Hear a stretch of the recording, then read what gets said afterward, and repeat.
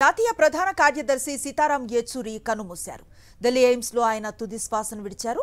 ఊపిరితిత్తుల సమస్యతో గత కొంతకాలంగా ఎయిమ్స్ లో చికిత్స పొందుతున్నారు యేచూరి.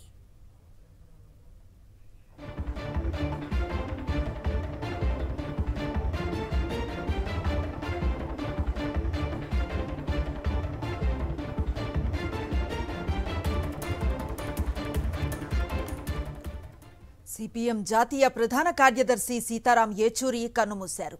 ఢిల్లీ ఎయిమ్స్ లో ఆయన తుది శ్వాసను విడిచారు.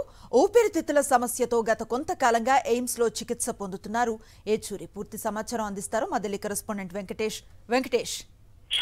సిపిఎం జాతీయ ప్రధాన కార్యదర్శి సీతారాం యేచూరి కన్నుమూశారు. గత కొంతకాలంగా ఆయన ఎయిమ్స్ ఆసుపత్రిలో శ్వాసకోశ సంబంధిత ఇన్ఫెక్షన్ సంబంధించిన చికిత్స చేస్తున్నటువంటి పరిస్థితి. సో ఆ నేపథ్యంలో అనారోగ్య కారణాలతో ఆయన ఈ రోజు కన్నుమూశారు. నిజానికి గత 2 రోజుల కిందటే సిపిఎం పార్టీ నేరుగా అధికారిక ప్రకటన విడుదల చేసింది. ఆయన ఆరోగ్య పరిస్థితి అత్యంత విషమంగా ఉందని అధికారిక ప్రకటన విడుదల చేసింది.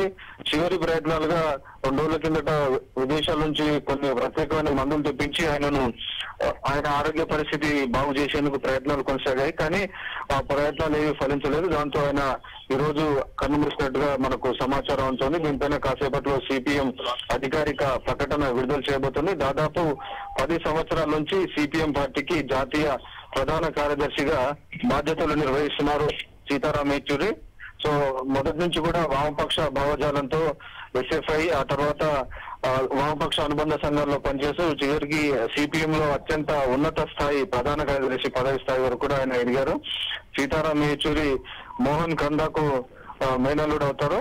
అలాగే ఆయన ప్రధానంగా ఢిల్లీలో ఉన్నటువంటి స్టీఫెన్స్ కాలేజీలోనే ఉన్నత విద్యాభ్యాసం చేశారు.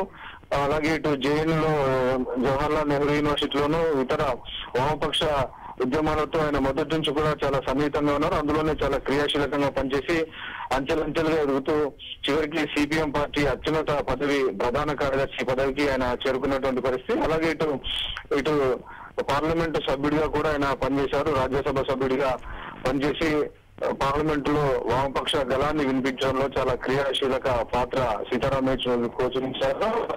సీతారాం యేచూరి కంటే ముందు ఆయన ప్రకాష్ కారత్ సిపిఎం ప్రధాన కార్యదర్శిగా పనిచేసినటువంటి పరిస్థితి చూసాం. సో 10 ఏళ్ల కిందట సిపిఎం జాతీయ ప్రధాన కార్యదర్శిగా సీతారాం యేచూరి పగ్గాలనుకున్నారు.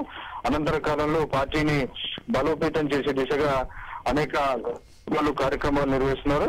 అలాగే ఇటు ఇండియా కూటమిని ఫామ్ చేయించడంలో కూడా సీతారాం యేచూరి తనదైనటువంటి ఒక క్రియాశీలక పాత్ర పోషించారు. చాలా యాక్టివ్ గా పనిచేశారు ఆయన పార్టీ కోసం. అలాంటి వ్యక్తి మృతి చెందడం అనేది పార్టీకి ఎట్లాంటి నష్టంగా చూడొచ్చు వెంకటేష్?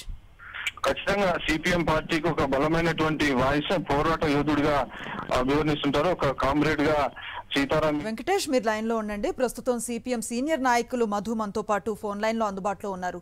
మధు గారు, చూస్తున్న ఒక దుర్వార్త, ఎలా చూస్తున్నారు సీతారాం యేచూరి గారి? ఇప్పుడే అందింది వార్త, పిడుగుపాటి వార్త.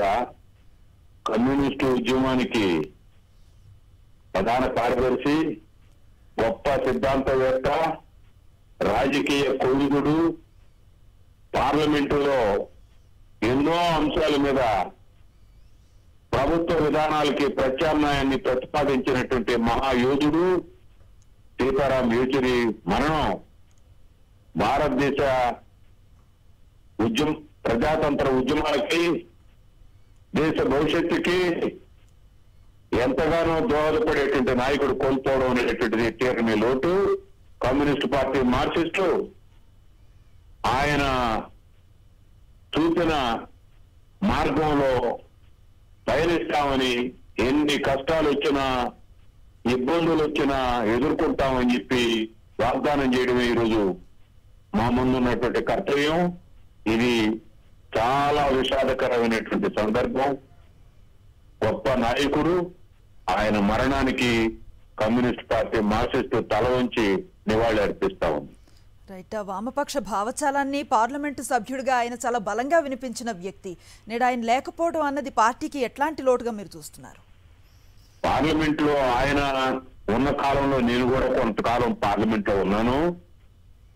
ఆయన మాట్లాడుతూ ఉంటే ప్రధానమంత్రి మన్మోహన్ సింగ్ వచ్చి వేరే పనిలో ఉన్నా వచ్చి ఆయన ఉపన్యాసం వినడం కోసం వచ్చి కూర్చునేవాడు.